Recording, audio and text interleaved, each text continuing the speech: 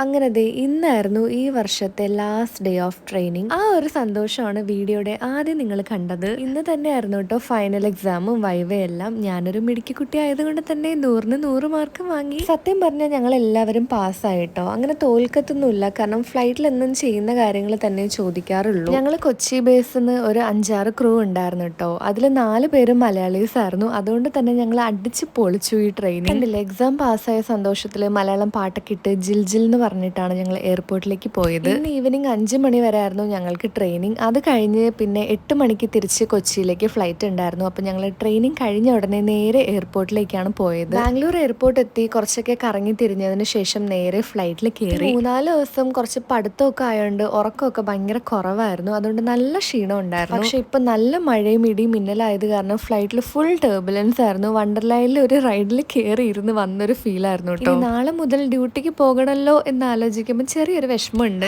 അപ്പൊ അത്രയേ ഉള്ളൂ. ടാ.